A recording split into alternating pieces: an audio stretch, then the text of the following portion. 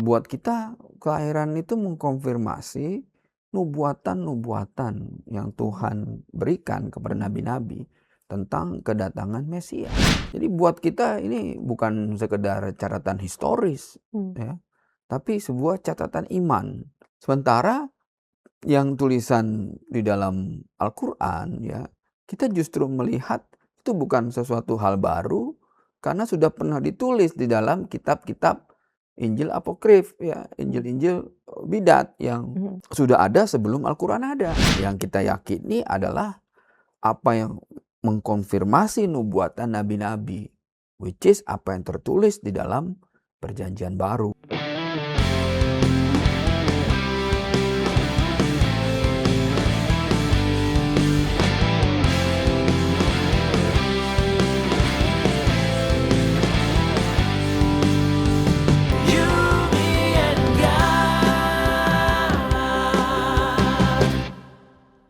Shalom God's Lovers, senang sekali saya Evangelis Katie Tobing kembali menyapa Anda dalam Diaspora TV Talk Show, ruang dialog iman yang jujur, tenang, tetapi tajam dalam sejarah dan teologi. God's Lovers, memasuki bulan Desember, dunia Kristen merayakan kelahiran Sang Juru Selamat. Namun kita tahu bagi banyak teman-teman Muslim, kisah kelahiran Isa dalam Al-Quran memiliki alur dan detail yang berbeda jauh dengan narasi Injil. Siapa sebenarnya Yesus menurut kedua iman ini? Mengapa ada perbedaan begitu besar dalam garis keturunan, lokasi, tokoh-tokoh sejarah hingga gelar Al-Masih? Kita tidak datang untuk berdebat, tetapi untuk berdialog, mengeksplorasi akar sejarah, teks, dan makna kelahiran itu sendiri. Dan bersama kita, narasumber yang luar biasa, mantan Muslim, hamba Tuhan, dan mahasiswa program Pasca Sarjana dalam bidang Jewish dan Biblical Studies, Pendeta Arif Mirjaya. Shalom Pak Arif, kita ketemu lagi nih. Terima kasih sudah hadir di Diaspora TV. Ya. Tapi sebelum kita memulai percakapan, kita berdoa terlebih dahulu. Tuhan, terima kasih untuk hari ini. Hari yang baru di mana Tuhan berikan buat kami, dan hari di mana kami boleh menjadi kesaksian untuk mempermuliakan nama Tuhan. Biarlah melalui tema pada hari ini, Tuhan, kami boleh menyingkapkan kebenaran sesuai dengan firman Tuhan. Dan biarlah ini semua boleh menjadi berkat bagi setiap yang menonton dan melihat acara talk show hari ini. Dan kami percaya Engkau yang menuntun pembicaraan kami dari awal, pertengahan, hingga akhir. Di dalam nama Tuhan Yesus kami berdoa dan mengucap syukur. Amin. Amin. God's Lovers, siapkan hati, pikiran, supaya kita dapat menyelami salah satu topik paling sensitif, paling penting, tetapi juga paling indah dalam iman Kristen. God's Lovers, sebelum kita memulai percakapan yang hangat dan mendalam hari ini, izinkan saya menyampaikan sesuatu dengan sangat rendah hati.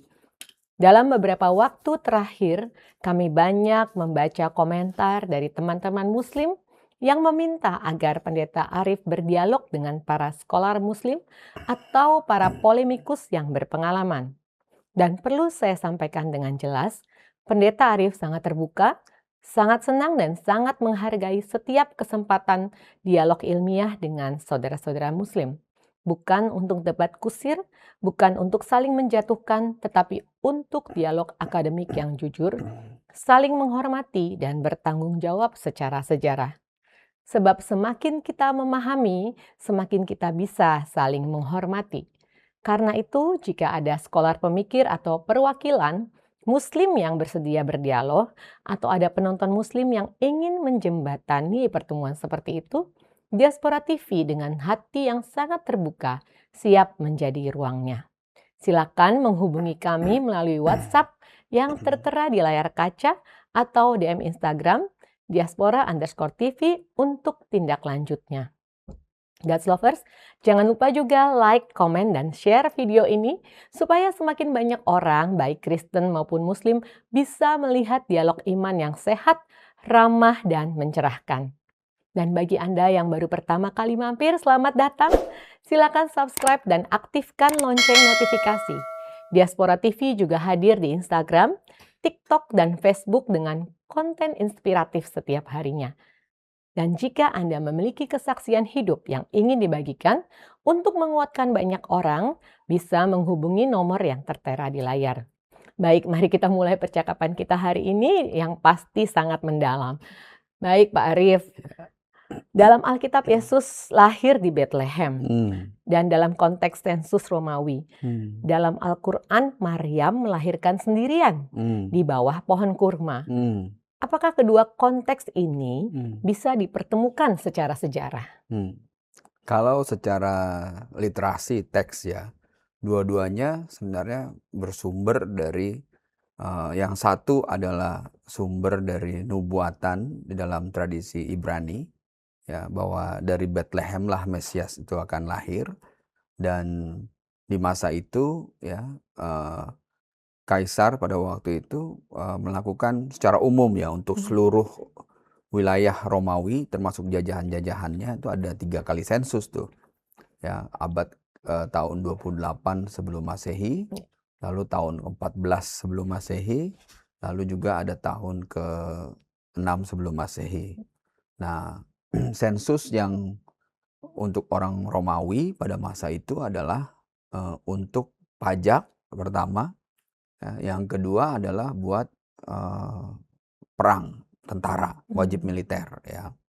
Nah, di luar itu ya ada sensus-sensus lokal yang dilakukan oleh wilayah-wilayah ya. Karena wilayahnya Judeo-Romano itu masuk ke wilayah Syria pada waktu itu, protektorat Syria. Ya, mereka juga ada termasuk di Judea, Yerusalem dan Judea itu masuk ada sensus lokal ya. Nah, sensus lokal ini juga ya berhubungan juga dengan keyakinan-keyakinan dari masyarakat setempat nih tentang janji kelahiran Mesias ya. Nah, jadi kenapa itu penting ya? Seperti saya pernah sampaikan bahwa di masa itu ada sebuah kegerakan nasionalis Israel ya, yang menolak penjajahan Romawi, dan raja yang berkuasa juga Herod waktu itu bukan orang Yahudi ya. Nah, jadi spirit nasionalisme Israel ini makin terbangun ketika orang-orang Israel meyakini janji kedatangan Mesias. Nah, ini dianggap ancaman oleh raja-raja lokal pada masa itu ya, termasuk Herod sendiri ya. Dan juga Imperium Romawi juga melihatnya sebagai alarm, tanda bahaya, karena diyakini bahwa Israel akan nasionalisme Israel itu akan mengkristal ya, sehingga dikhawatirkan memicu pemberontakan terhadap Romawi pada masa itu gitu ya. Nah, di sisi lain ya, di dalam Islam diceritakan bahwa sementara Maria melahirkan di pohon korma. Nah, cerita Maria di pohon korma itu ya tertulis itu setelah kanonisasi Alkitab.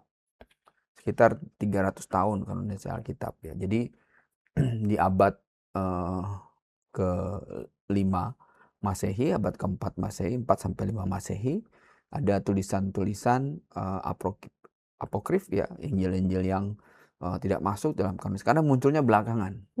Ya. Nah, disinyalir itu ada jejak kekristenan bidat di situ. Ya, jejak Arianisme, jejak Nestorian ada di situ, termasuk jejak Ebonite ada di situ ya.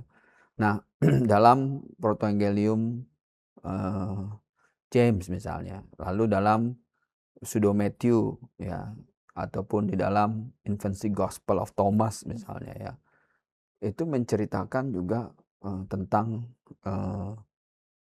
Maria dan pohon korma ya. Tapi itu muncul 3 abad setelah kanonisasi Alkitab ya, dan jejak itu ditemukan kembali di dalam Al-Quran begitu ya. Jadi secara historis sebenarnya kalau yang satu dalam tradisi Judaisme, yang satu dalam tradisi bidat gitu. Kalau kita bisa tarik benang merah tuh ya. di situ gitu loh. Kalau dalam Injil Pak Arif ya, Mhm. kelahiran Yesus dicatat dalam konteks sejarah yang lengkap. Mmm. Ada Yusuf, keluarga besar Daud di Betlehem, Mmm. para gembala, bahkan orang Majus. Mmm. Namun Al-Quran menggambarkan Maria melahirkan di tempat Mhm. terpencil Mmm. dan tanpa tokoh-tokoh historis tersebut. Mmm. Ya. Mengapa narasi Al-Quran menempatkan Maryam sebagai figur tunggal dalam peristiwa ini? Dan bagaimana kita memahami perbedaan ini? Ya, seperti yang saya sampaikan ya, yang satu berdasarkan referensi literasi dari tulisan-tulisan kuno Hebrew, klasik Mhm. Hebrew yang juga tertulis di dalam Perjanjian Lama, ya, konfirmasi-konfirmasi dan juga dalam kesaksian dalam Perjanjian Baru ya tentang bagaimana Yesus lahir ya. Karena Perjanjian Baru dan Perjanjian Lama saling sinkron, harus saling mengkonfirmasi. Ya. Ya, kita memahami Perjanjian Baru dari kacamata Perjanjian Lama, ya, atau kita bisa memahami Perjanjian Lama ya lewat Perjanjian Baru. Sebenarnya seperti itu ya gitu. Nah, tapi kalau bicara tentang Maria yang di pohon korma itu teks yang muncul kemudian setelah kanonisasi Alkitab Hmm. ya. Nah, kenapa digambarkan tentang Maria itu sebuah metafora seperti gambaran metafora perlawanan terhadap gereja mainstream yang pada waktu itu ya menolak ya karena pada waktu itu pandangan-pandangan Arianisme dan Nestorian ya itu ditolak oleh gereja mainstream. Nah, kenapa? Karena Arianisme dan Nestorian ya mereka menyangkal keilahian Yesus. Ya, jadi kita bisa ngerti bahwa ini muncul kemudian ya yang kemudian ada sinkretisme dengan tradisi-tradisi mitos-mitos lokal ya.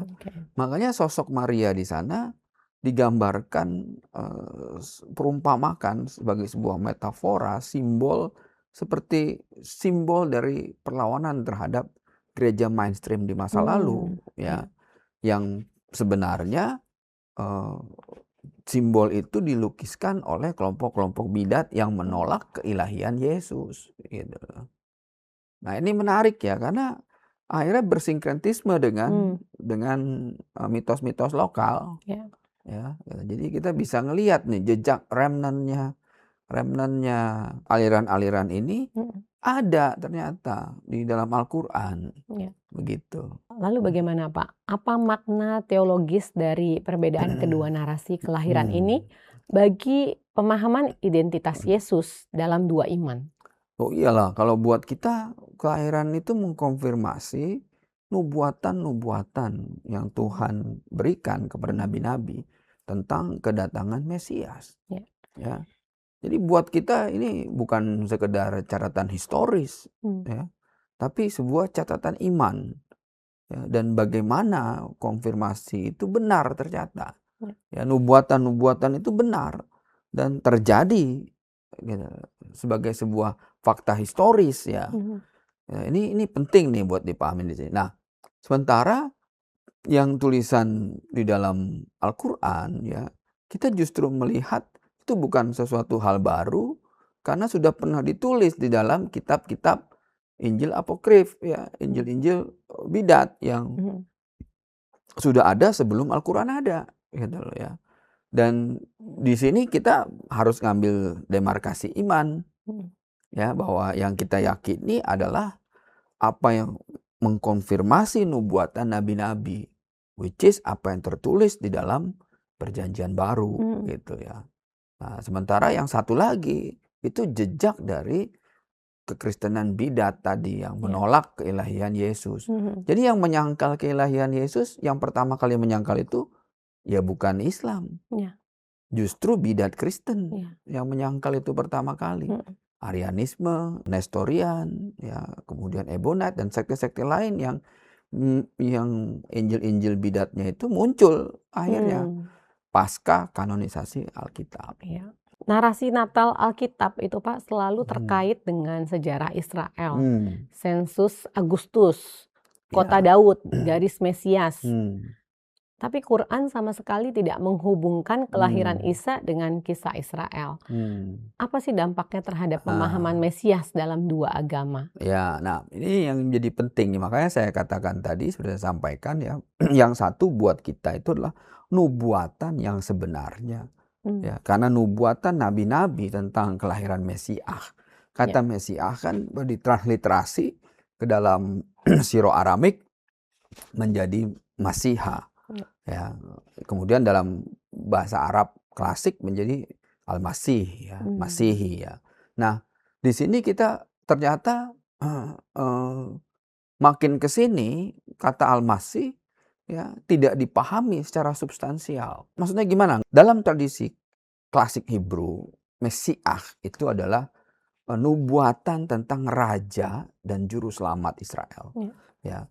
Nubuatan tentang ada 3 hal ya. Pertama kenabian. Ya. Yang kedua adalah imamat. Yang ketiga adalah rajani. Ya. Ini 3 substansi di dalam kata Mesias. Ya. Bahwa dalam tradisi Hebrew seorang raja harus diurapi dengan minyak urapan sebagai bentuk dari perlindungan Tuhan, pengurapan Tuhan dipenuhi oleh Roh Kudus sebagai bentuk pentasbihan sebagai raja. Ya. Raja ini simbol hukum. Karena raja menentukan hukum di masa lalu. Dan imam ya ini simbol dari proses bagaimana fungsi imamat yang Tuhan berikan ya dalam hubungan kita dengan Tuhan. Ya. Nah, fungsi imam sebagai mediator ya antara kita dengan Tuhan, dan ini adalah peran Yesus. Fungsi kenabian. Nah, yang keempat juga ya bahwa Mesias harus mati menderita. Ini menggambarkan tentang sacrifice, pengorbanan. Bahwa fungsi keempatnya adalah sebagai Mesias adalah anak domba Allah yang harus disembelih, yang harus menanggung dosa manusia. Ya. Yang mati di kayu salib itu adalah Mesias, anak Allah, bukan Bapa. Ya. Nah, ini penting nih buat kita nih, harus betul-betul kita memahami ini ya. Yang lahir, yang menjadi firman hidup, yang kemudian mati dan bangkit, itu adalah Mesias. Ya. Nah, di Islam mereka nggak memahami makna ini. Ya, kenapa? Karena jejak Arianisme dan Nestorian dan Ebonite-nya cukup kuat. Apa jejaknya? Menyangkal ketuhanan Yesus, menyangkal keilahian Yesus. Ya, jadi karena jejak itu cukup kuat, sehingga makna Al-Masih atau Mesias di dalam Islam tidak sama dengan makna Mesias dalam tradisi Hebrew. Ya, gitu. Jadi bahkan dalam tafsir itu hanya menjelaskan, oh kenapa disebut Mesias? Karena dulu dia diurapin minyak zaitun oleh Magdalena, Maria. Katanya. Aduh, itu sebuah tafsir yang sempit. Ya. Karena makna mesianik itu jauh lebih dalam dari itu. Ya, janji Tuhan tentang kedatangan Mesias. Nah, perlu diingat ya, dalam tradisi klasik Arab juga ya, dalam tradisi non-Islam maupun Islam ya, si iblis itu juga punya gelar Ad-Dajjal Al-Masih. Dia yang akan mengaku sebagai Mesias yang asli. Ya, padahal dia yang palsu. Ya, Ad-Dajjal Al-Masih. Jadi si iblis itu nanti akan datang dengan gelar Al-Masih juga. Ad-Dajjal Al-Masih. Sementara kita tahu Al-Masih yang asli adalah Isa Al-Masih. Yang akan turun di pintu timur Yerusalem. Ya, ini ada hadisnya nih. Bahwa Isa Al-Masih akan turun di pintu timur. Nah, ini kita harus ngerti ya. Jadi ada campur aduk sebenarnya di dalam pemahaman saudara-saudara kita ya tentang makna Mesias. Ya. Dan jangan salah kaprah bahwa ada janji nubuatan bahwa si iblis itu juga akan datang dengan nama Ad-Dajjal Al-Masih. Tapi Al-Masih yang asli adalah Isa Al-Masih. Gitu. Baik. Pak, jika menurut Al-Quran, Maryam adalah keturunan Harun, Hmm. berarti dari suku Lewi. Hmm. Maka Isa secara genealogis tidak berada dalam garis Daud. Hmm. Tapi Quran tetap memberikan gelar Al-Masih atau Ya. The Messiah, Hmm. sebuah gelar yang dalam tradisi Yahudi hanya mungkin bagi keturunan Yehuda sesuai nubuat Kejadian 49 ayat 10. Nah, bagaimana Islam menjelaskan penggunaan gelar mesianis definitif ini bagi sosok yang tidak memenuhi kriteria genealogis Mesias? Nah, ini menarik Apakah nih. istilah Al-Masih di Quran dipinjam dari tradisi Yahudi Kristen tanpa mempertahankan makna dan konteks genealogis aslinya? Iya, jadi istilah Al-Masih transliterasi dari kata Siro-Aramik, ya, Mesiho. Ya, lalu dari kata aslinya Mesiah dalam bahasa Ibrani, ya. Jelas berbeda maknanya di dalam Islam dengan makna aslinya. Kayak tadi betul bahwa Al-Masih raja ini harus dari Yehuda, dari suku Yehuda, ya, bahwa Maria ya digambarkan sebagai anak keturunan Harun, ya. Jadi bagaimana bisa dia menerima status sebagai Lewi, sedangkan menurut garis keturunan Yesus bukan keturunan Lewi, ya, makanya dia tidak tunduk kepada imamat Lewi, ya. Garis imamatnya dia lebih tinggi lagi dari Lewi, tapi imamat Melkisedek yang sudah ada jauh sebelum Lewi ada, bahkan jauh sebelum Musa ada, jauh sebelum Harun ada. Imamat Melkisedek sudah jauh lebih tinggi. Nah, Islam tidak mengerti tentang ini, ya. Nah, karena tadi dekadensi sampai ribuan tahun, ya, sehingga teks-teks itu nggak diterima secara utuh, ya. Nah, sedangkan garis mesianik harus dari Yehuda, ya, jelas harus digambarkan bahwa dia keturunan Yehuda.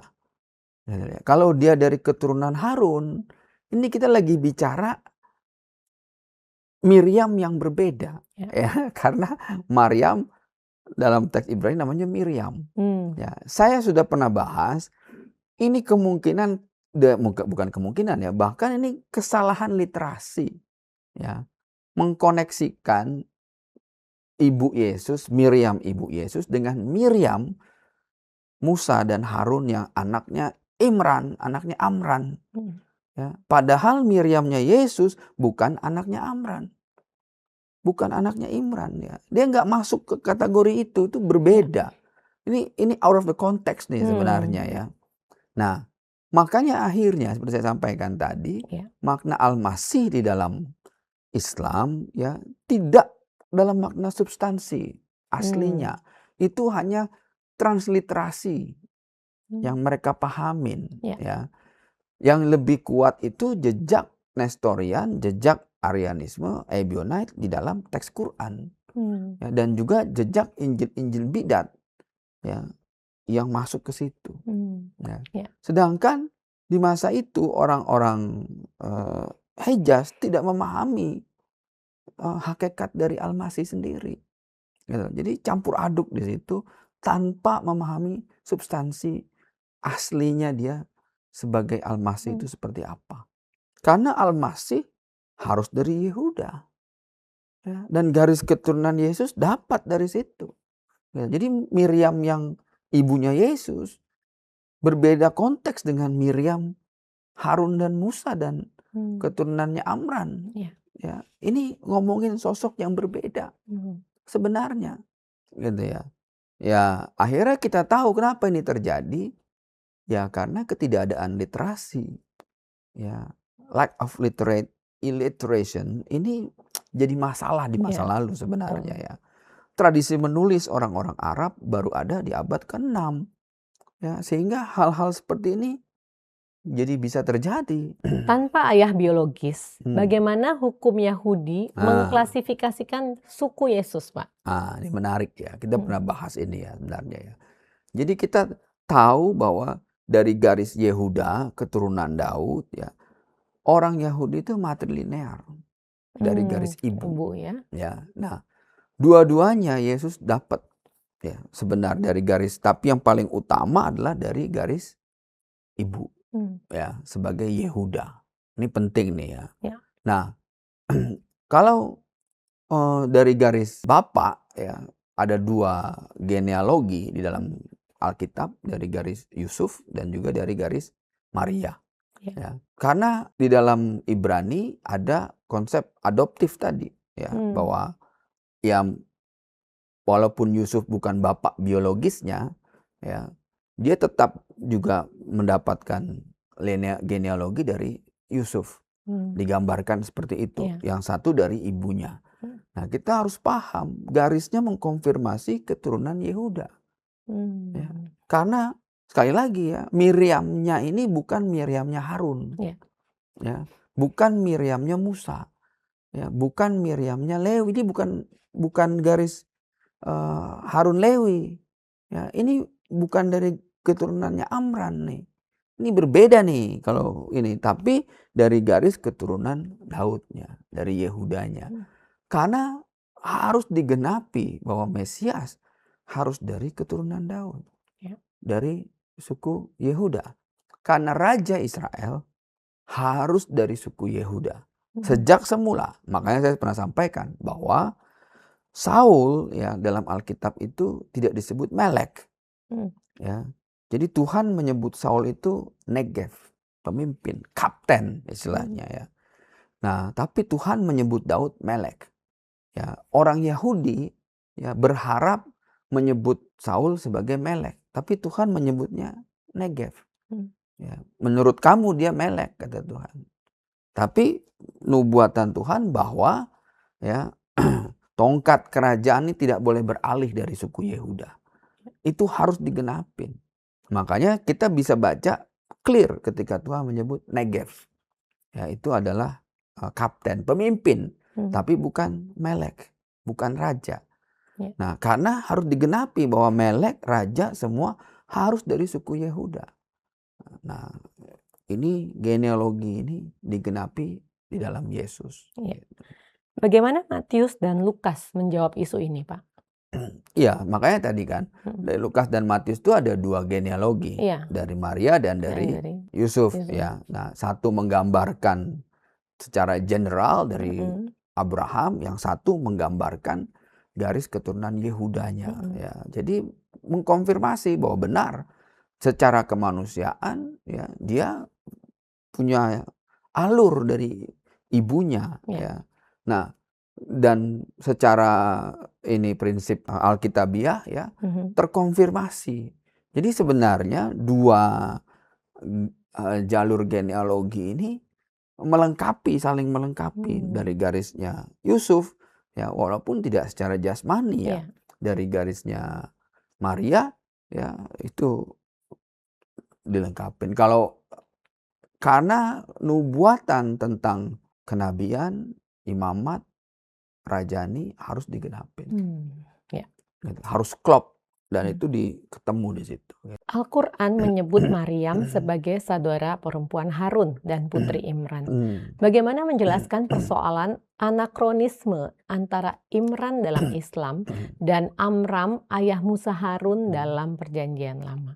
Ya, sebenarnya makanya saya katakan, udah berkali-kali saya sampaikan, ini sebenarnya kesalahan literasi ya.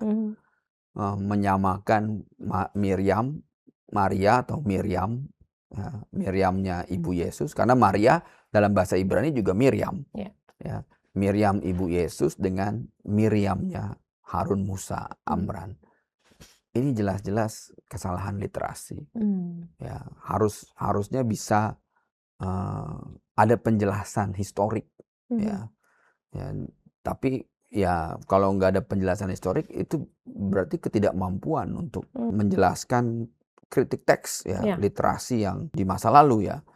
Nah, yang parahnya, yang cukup parahnya adalah ketika menggambarkan Miriam ibu Yesus dengan Miriamnya Harun, Musa, anaknya Amran atau Imran ya. Ya, itu berarti kesalahan fatal. Ya, bahwa berarti si Miriam ini perawan tertua sepanjang sejarah manusia. Ya, jadi harusnya ini memang harus diakui sebagai kesalahan Kesalahan literasi literasi ya tadi ya. di masa lalu ya, Mhm. begitu ya. Ya. Lalu mengapa Alkitab menampilkan orang Majus sementara Al-Quran tidak? Apa Hmm, makna teologis kehadiran bangsa-bangsa bukan Yahudi pada momen kelahiran Mesias? ya, kenapa Al-Quran tidak? Karena tadi kelangkaan teks. Mhm. Akses terhadap teks-teks asli ini nggak ada di masa lalu. Sulit Mmm, ya. ya, Jadi yang punya akses terhadap teks kanonisasi asli, ya mungkin hanya uskup-uskup, imam-imam, dan mungkin raja ya. Nah, yang jadi problem adalah para penginjil-penginjil jalanan yang pada iya waktu iya, itu juga udah ya, rohaniawan-rohaniawan udah cukup banyak ya gitu. mmm, Tapi mereka nggak punya teks asli iya, ya karena keterbatasan teks ya. Sehingga yang muncul akhirnya mereka berusaha mengkonstruksi dengan eh, mitos-mitos lokal mhm, ya. Sehingga menghasilkan eh, ya sebuah narasi-narasi yang berbeda. mhm, Nah, akses terhadap teks ini ya akhirnya membuat apa eee doktrin akhirnya menjadi bergeser iya. ya, dan ini yang jadi problem hari ini gitu ya, begitu. Ya, itu ya menyebabkan adanya perbedaan tadi, Pak, ya, Mhm, ya pemahaman seperti itu ya. ya. Lalu, bagaimana memahami bintang dari timur nih, Pak, dalam Injil? Apakah fenomena astronomi, Mmm, simbol nubuatan, atau intervensi khusus Tuhan? mmm. Bagaimana Islam memandang hal ini? Ya, di dalam Islam sih sebenarnya tidak ditulis, sekali lagi ya, tidak Mhm, dituliskan tadi tentang orang iya Majus, tentang bintang timur dan iya, sebagainya, karena keterbatasan akses terhadap teks ya, mhm, kalau saya bilang gitu ya. Nah, di kita itu karena ini menggambarkan nubuatan, ya, mmm, dia bintang timur, dan dalam kitab Wahyu Yesus sendiri mengklaim dia adalah eh, apa namanya tunas Daud, bintang timur yang gilang mmm, gemilang. mmm, Ya, ini menggambarkan tentang dirinya. Ya, Yesus mengklaim gitu ya bahwa orang-orang Majus itu udah melihat bintang yang dari timur katanya. Sehingga datang. Ada 3 persembahan yang dibawa, emas, kemenyan, dan mur. Ini simbol dari Yesaya 60. mmm, Emas, kemenyan, dan perbuatan masyhur Tuhan. mmm, Ya, emas adalah simbol kingship, nah, mmm, simbol raja. Ya, dan emas adalah simbol pemurnian. iya, Ya. Lalu kemudian kemenyan adalah simbol puji-pujian di masa lalu. Karena imam-imam membakar dupa dan kemenyan di dalam bait Allah. mmm, Ya, ini simbol imamat, dan tadi yang pertama emas adalah simbol rajani ya. Jadi imamat yang rajani. Yang ketiga adalah mur. Mur ini dipakai untuk mengawetkan mayat raja-raja di masa mmm, lalu ya. Nah, mur ini simbol dari perbuatan masyhur Tuhan, yaitu firman Tuhan. mmm, Simbol kekekalan iya, ya. Kenapa? Karena firman Tuhan itu kekal selama-lamanya. Ya, ini 3 hal ini sebenarnya dibawa oleh 3 raja dari timur ya. iya, Mereka bawa persembahan sebagai simbol imamat yang rajani dan firman Tuhan yang mhm, kekal, begitu ya. Nah, dalam Al-Quran nggak ada iya. ya, nggak ada. Karena ada keterputusan literasi tadi. Di Al-Quran juga tidak mencatat tokoh Hmm, saksi apapun ya Pak, sementara hmm, para gembala itu hmm, menjadi saksi pertama kelahiran kalau dalam betul. Injil. Apa sih dampak teologisnya Pak? Wah, jauh sekali makanya Mhm, dampak teologisnya ya. Dampak teologisnya adalah ketika seolah-olah kelahiran Isa Al-Masih itu nggak spesial, iya, ya, tidak penting, ya. mhm, Ya, bahkan ada beberapa teman-teman ekstrim, wah itu Isa yang berbeda, Yesus yang berbeda. mmm, Karena Yesus bukan Isa, Isa bukan Yesus. Nah, perdebatannya udah mulai rumit lagi tuh nanti kan. iya, Ya, mengklaim seperti itu ya. Padahal sumbernya ini semua dari sumber Kristen, baik Kristen yang benar ataupun Kristen yang bidat, mmm, ya. Yang satu yang benar, yang satu yang bidat. Jadi sebenarnya Al-Quran tidak menuliskan hal baru. mmm, ya, itu sudah ada tertulis dalam kitab-kitab sebelumnya.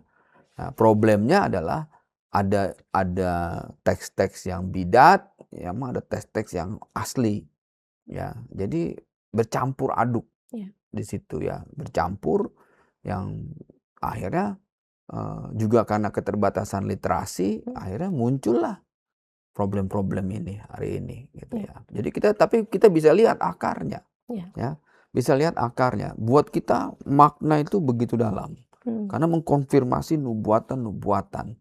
Jadi sejarah itu harus bisa mengkonstruksi masa lalu. Ya. Iya, iya. Ketika sejarah tidak bisa mengkonstruksi masa lalu, dipertanyakan nih Betul. teksnya nih, berarti ada evidence yang hilang. Mhm. Ya, kalau gitu masih hipotesis harusnya. Iya. Ya, kalau masih hipotesis nggak bisa kita pahami sebagai sebuah kebenaran tunggal, ya. Jadi dia nggak bisa, karena nggak ada yang berdiri sendiri, ya kan. Dia harus bisa, sejarah bisa mengkonstruksi masa lalu. Ya, kalau nggak bisa, nih ada yang salah nih, ya kan. Ini dari mana jadi tulisan bahwa Isa Al-Masih itu dengan pohon kurma? Oh, ada udah teks Injil Apokrif bidat ada di situ ternyata tulisan itu, gitu ya. Jadi ya kita nggak khawatir kalau kita, ya, karena kita udah punya evidence sejarah, gitu ya, begitu. Yang jelas ya Pak ya. Baik Injil maupun Al-Quran sama-sama mengajarkan kelahiran perawan.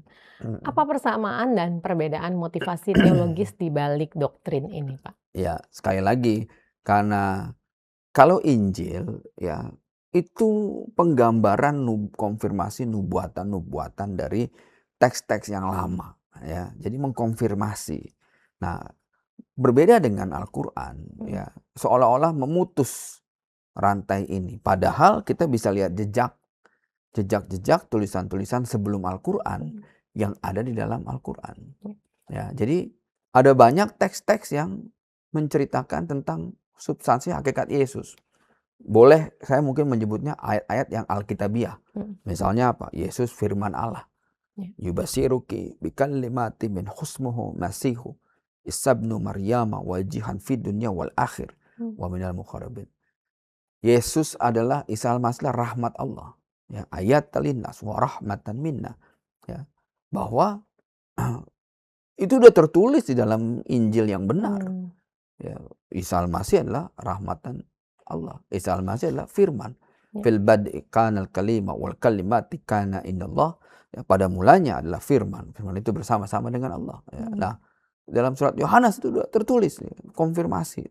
Nah, tapi ada hal-hal yang tidak alkitabiah, ya, yang berbeda. Ya, misalnya tadi Yesus dengan pohon kurma. Loh, kok ini nggak ada di Alkitab kita? Oh, ternyata munculnya 400 tahun kemudian ada di Alkitab bidat. Ya, jadi setelah kanonisasi selesai, muncul belakangan. Karena tadi ada kelompok-kelompok aliran bidat, aliran sesat yang diperangi waktu itu, ya, Arianisme, Nestorian dan sebagainya. Jejaknya itu ada, ya, di dalam Pseudo Matthew ataupun di dalam Infancy Gospel of Thomas ataupun Infancy Gospel of James, ya. Nah, kita bisa lihat ini dengan sejarah, akhirnya bisa pahamin, ya, bahwa memang makna ini berbeda dipahaminya. Tapi sebenarnya Al-Quran bicara konteks yang sama, bahwa sosok Isa Al-Masih ini, ya, Isa Al-Masih adalah Rohullah. Isa Al-Masih wajihan fid dunya wal akhir. Ya, dijelasin. Itu hal yang alkitabiah. Juga misalnya tentang sibgah, tentang baptisan, ya, juga misalnya tentang kurban, ya, korbanot, ya. Itu ada hal-hal yang alkitabiah yang ada di situ, diadopsi di situ, begitu ya. Tapi ada juga pengajaran-pengajaran bidat yang masuk ke situ sehingga membelokkan makna. Apakah makna kelahiran perawan dalam tradisi Yahudi berhubungan langsung dengan status Mesias? Dan mengapa Al-Quran tidak menghubungkan kelahiran Isa dengan nubuatan mesianik Yahudi? Nah, kalau di dalam kita itu berhubungan langsung dengan nubuatan Mesias. Karena anak darah, ya, harus melahirkan. Bagaimana mungkin seorang perawan itu melahirkan? Itu dinubuatkan. Ya. Sudah ada nubuatannya tentang itu. Dan 3 agama mengakui itu. Ibrani mengakui itu. Kita Kristen, bahkan Islam dalam teks itu mengakui bahwa Maria adalah anak darah. Ya, tapi tadi substansi makna mesianiknya mereka belum nangkep. Ya. Karena konsep mesianik ini itu hanya ada dalam konsep tradisi Jew, tradisi Yahudi. Ya. Dan kita mengimani ini karena kita ini dicangkokkan di dalam keyakinan mereka. Ya, kita ini tunas liar yang dicangkokkan ke pokok zaitun Israel. Ya, sehingga kita mendapat bagian dari ini. Makanya dikatakan bahwa akhirnya pengajaran kita pun harus menerima dari sumber yang sama. Ya, nah, tapi ada pohon berbeda ya, yang deket-deketan, ya, mau nempel, tapi nggak dapat sumber yang sama. Ya, mereka nggak ikut dicangkokkan, ini tumbuh sendiri nih, ya, pohon liar. Gitu. Kalau kita tunas yang dicangkokkan, tunas liar dicangkokkan. Nah makanya kita perlu ngajak mereka juga nempel.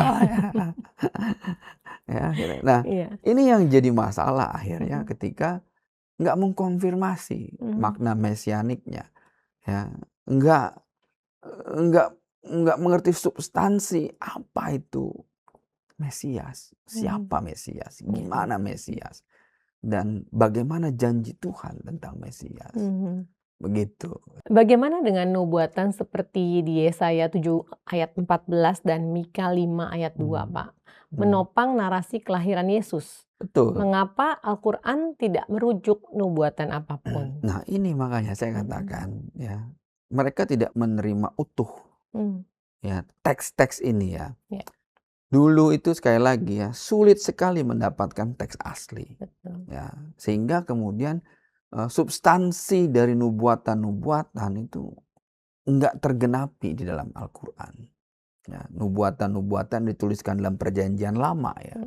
Nah, di sini ada keterputusan literasi, keterputusan teks ya. Jadi sebenarnya nggak bisa disalahin apa yang terjadi di masa lalu ya.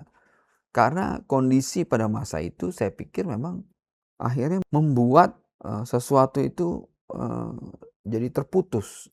Ya. Ibaratnya begini nih ya. Saya berjalan dari satu titik, ternyata saya bergeser 0,0 sekian derajat.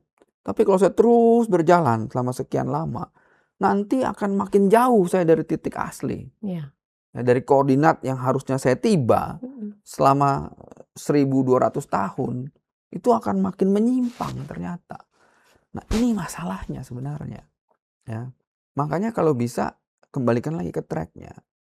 Ya, kita harus bisa menyampaikan ini. Tracknya ini di mana? Balik lagi kemana? Balik lagi ke prinsip-prinsip di dalam Judaisme.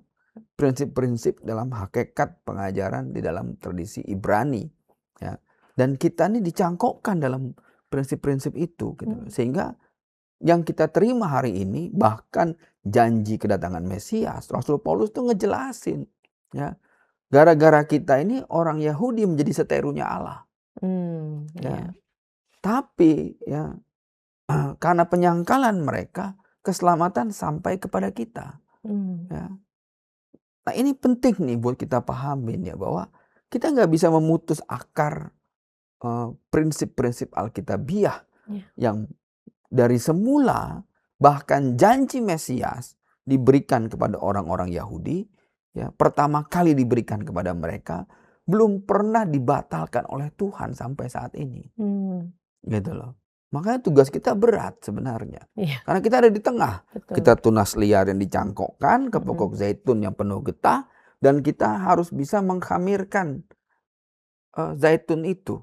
Sementara ada pohon lain yang tumbuh yang agak terpisah. Cuman cabangnya nempel ke kita. Belum dicangkokkan. Tugas kita nih mengkhamirkan keduanya.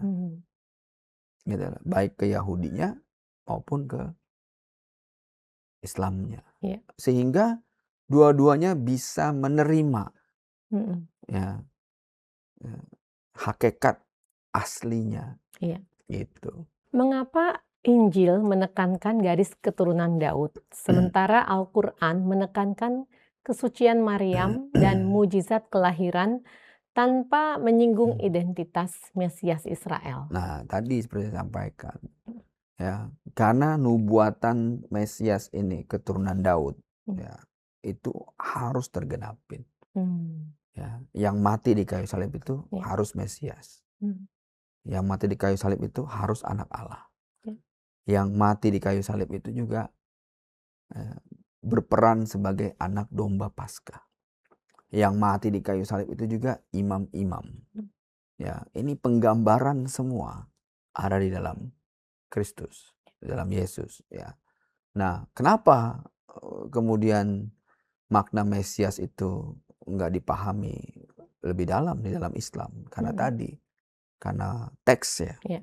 Ya, kegagalan mengkonstruksi sejarah dan literasi teks yang benar sehingga muncullah sebuah doktrin-doktrin ataupun pengajaran-pengajaran yang bergeser tadi, ya, tanpa mengerti substansinya, ya, bahwa nubuatan tentang Mesias, nubuatan tentang kenabian, nubuatan tentang imamatnya dia, dan posisi dia sebagai imam dan juga anak dombanya Tuhan harus digenapin. Dalam ibadah Natal, gelar Immanuel, Putra Daud dan Juru Selamat sangat menonjol.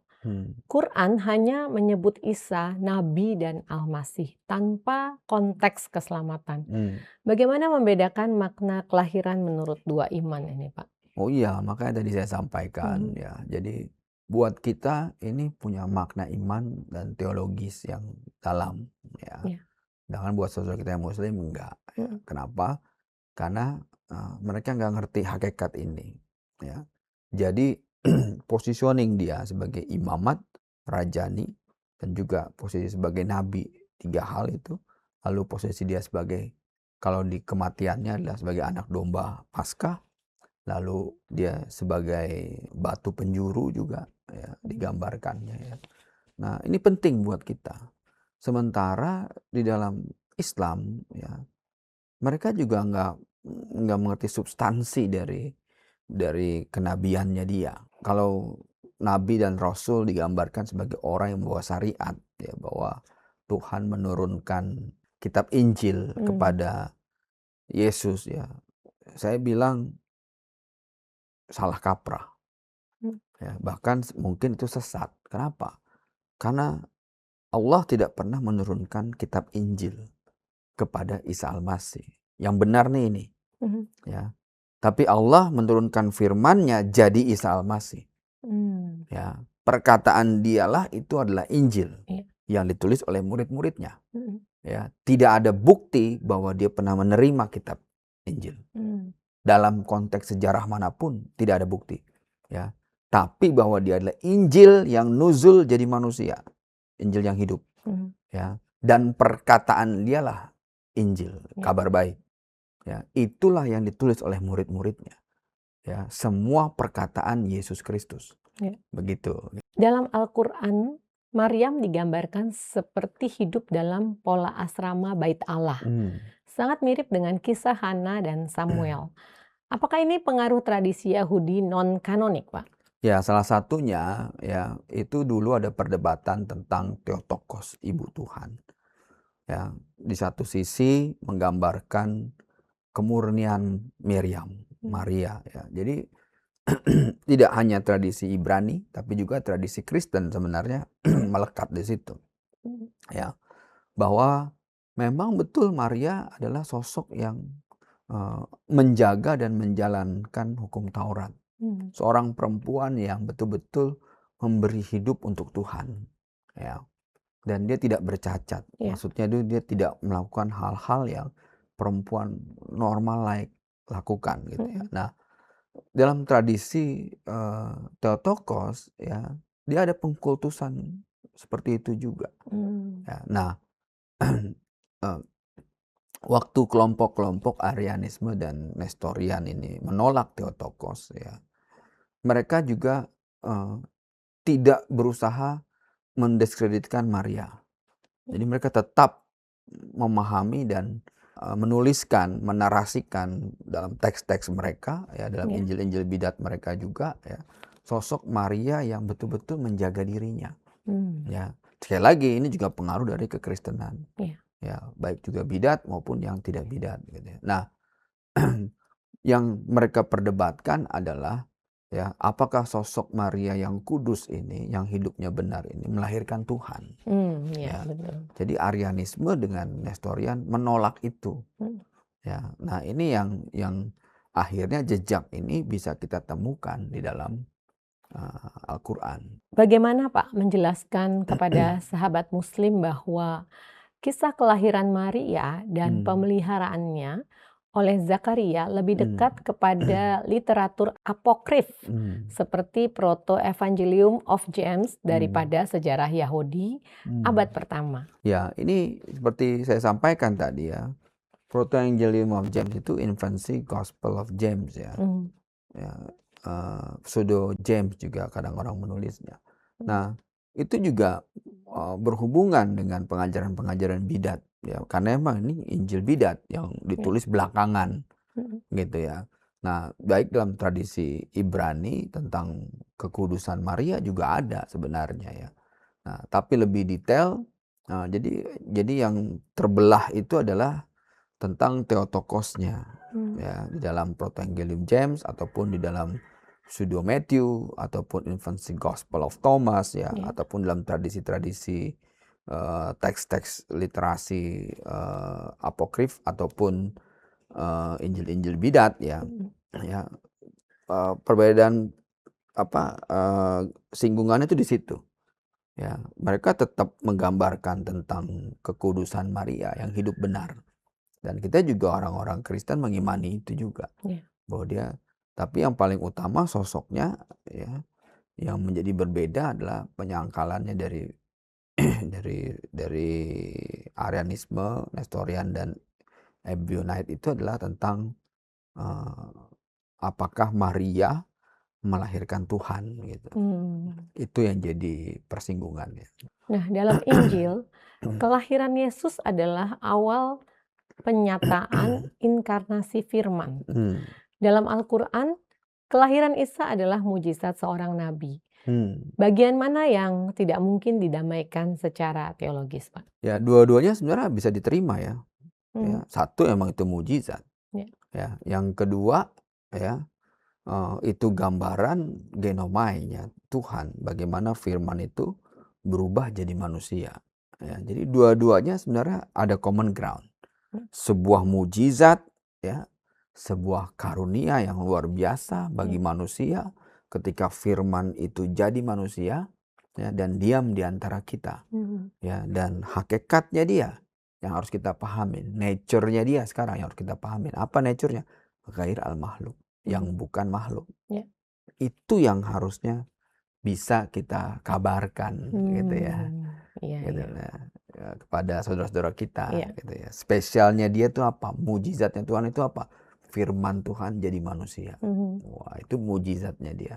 Nah, jika Injil menampilkan kelahiran Yesus sebagai penggenapan rencana keselamatan, mengapa Al-Quran hanya menampilkan Isa sebagai nabi pembawa wahyu, Pak? Nah, ini berhubungan dengan konsep kenabian dan kerasulan yang diyakini oleh saudara-saudara kita di Muslim, ya. Ya, tadi gambarannya tentang nabi yang membawa firman dan juga kerasulan yang membawa syariat. Ya, jadi ada banyak nabi, ribuan, ya, bahkan ya mungkin puluhan ribu, ya, katanya bisa dikatakan, gitu ya. Tapi hanya ada rasul, ada 25. Problemnya adalah kalau misalnya klasifikasi kenabiannya seperti apa. Di dalam Islam, Alexander Agung atau Great Alexander, Alexander the Great, ya, atau Iskandar Zulkarnain, ya, adalah seorang nabi. Ya, kalau buat kita enggak, dia menyembah berhala. Ya, dia sosok pengusung Helenisme. Ya, dan Alexander Agung, ya, walaupun dia seorang pemimpin besar, ya, buat kita dia hanya tidak ada hubungan sama sekali dengan sejarah kekristenan ataupun nubuatan kekristenan, nggak Iya. ada gitu ya. Nah, ini yang harus kita pahamin, perbedaan pandangan tentang kriteria nabi dengan antara Islam dan Kristen. Iya. Ya. Hari ini kita memahami nabi sebagai karunia kenabian, orang-orang yang bernubuat, ya, dia memberitakan firman Tuhan, ya, dan karunia kerasulan, ya, karunia untuk mengabarkan firman kemana-mana, mengajar dan seterusnya, ya. Itu karunia itu sebagai karunia, bukan lagi status atau jabatan, begitu ya.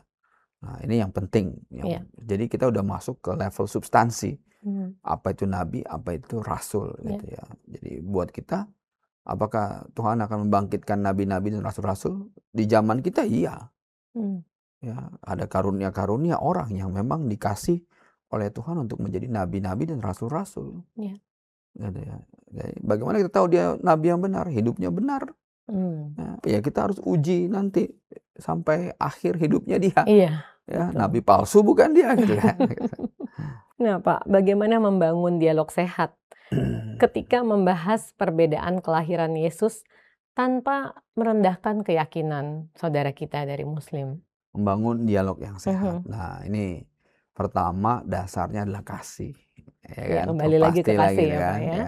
Kalau kita nggak punya kasih, ya, Rasul Paulus ngingetin kita di Filipi, ada orang menyampaikan firman untuk kepentingannya sendiri, katanya. Ya, ada orang juga menyampaikan firman itu dengan debat, dengan hal-hal yang mempertajam, gitu lah, ya. Nah, kita harus ngerti nih, ya. Tapi ada yang memang motifnya berbeda. Ya, nah, jadi kita harus paham gitu bahwa kita bukan berkompromi, tapi kita bangun buffer zone kalau bahasa saya. Ya, buffer zone itu common ground. Ini apa yang bisa kita pakai buat jembatan, ya, buat berdialog, ya. Dan ruang dialog itu nggak boleh ditutup. Ya, bukannya kita berkompromi tentang perbedaan kita, minta disama-samakan, gitu ya, misalnya, nggak bisa, gitu ya. Tapi kita buat buffer zone, zona yang sepakat untuk tidak sepakat, misalnya. Ya kan? Karena perbedaan itu nggak bisa disamakan, tapi bagaimana dikelola, ya, simfoni, ya, itu dengan nada-nada yang berbeda, dengan bunyi-bunyi yang berbeda, menjadi sebuah harmoni. Ya, nah, kita bisa kok bangun ini, ya, tanpa ada curiga dan prasangka, ya. Dibangun aja, dibuka aja terus ruang dialog, ya, gitu. Jadi ya bisa. Jadi bisa dilakukan, ya, harusnya Pak, bisa, sebenarnya, ya. Ya. Dan pasti sesuatu yang baru yang bisa menimbulkan pandangan-pandangan baru bagi saudara kita Muslim, ya. Betul, ya. Harus bisa ngebuka yang dialog. Betul. Nah, baik, Pak. Terakhir, pesan apa yang paling penting dipahami Kristen dan juga Muslim tentang kelahiran Yesus menurut Alkitab dan Al-Quran? Ya, yang pertama-tama kita harus sepakat itu adalah mujizat. Ya, itu adalah karunia terbesar Tuhan bagi kita, seluruh manusia. Karena dalam surah Maryam diceritakan bahwa dia itu adalah tanda, ya, ayatal linnas wa rahmatan minna. Jadi tanda bagi seluruh manusia. Ya, wa rahmatan, dan rahmat dari kami, kata Tuhan, ya. Nah, kita harus paham ini kelahirannya dia, ya, sebagai sebuah the greatest gift, ya, sebuah rahmat besar Tuhan bagi kita, ya, karena rahmat ini dinanti-nantikan oleh semua bangsa. Bahkan waktu Adam jatuh ke dalam dosa, Adam minta rahmat. Ya Tuhan, jika Engkau tidak memberi rahmat kepadaku, aku orang-orang yang merugi, katanya. Dalam surat Ad-Dukhan disebutkan bahwa di akhir zaman nanti, hari akhir nanti, ya, yaumul akhir, karib tidak bisa menyelamatkan karib. Orang berdosa tidak bisa menyelamatkan orang berdosa, kecuali orang-orang yang mendapat rahmat. Wah, ini menarik, ya. Ya, dan di surah Maryam dikatakan Isa al-Masih ayatal linnas wa rahmatan minna, bahwa dia adalah tanda bagi seluruh manusia dan rahmat dari kami, kata Tuhan. Waduh, dahsyat sekali. Ya, rahmat itu sudah turun jadi manusia. ya, dan diam di antara kita. Wow, Ya, luar selamat biasa. hari Natal. Ya, puji Tuhan Pak, terima kasih untuk waktunya Pak Arif, dan sampai ketemu lagi di episode berikutnya. Terima kasih, Baik, Bu God's Kety. Lovers, kita sudah melihat bahwa kisah kelahiran Yesus bukan sekedar cerita masa Natal. Ini adalah perjumpaan antara sejarah, nubuat, dan identitas Mesias. Dan sekaligus memperlihatkan betapa berbeda fondasi yang Alkitab dan Al-Quran gunakan dalam menggambarkan sosok yang sama. Perbedaan tidak harus membuat kita menjauh, tetapi justru mendorong kita mencari kebenaran dengan hati yang jujur. Terima kasih kepada Pendeta Arif Mirjaya yang sudah mau menjadi narasumber kita untuk memberikan penjelasan yang jernih dan mendalam. Dan terima kasih juga untuk God's Lovers yang setia menyimak talk show pada hari ini. God's Lovers dan juga sahabat-sahabat Muslim yang menonton, izinkan saya menutup dengan satu undangan singkat.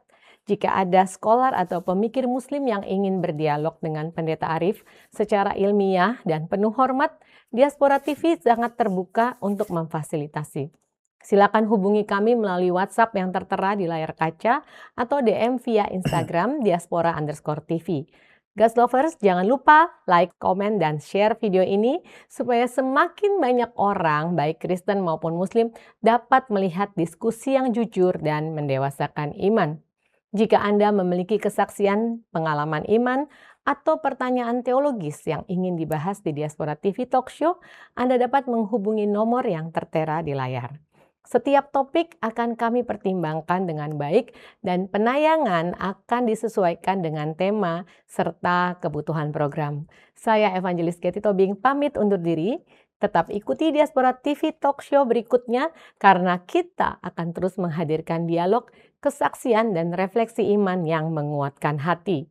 Tetap haus akan kebenaran, tetap rendah hati dalam mencari, dan tetap teguh dalam Kristus. Tuhan Yesus memberkati dan damai Natal menyertai kita semua. Shalom.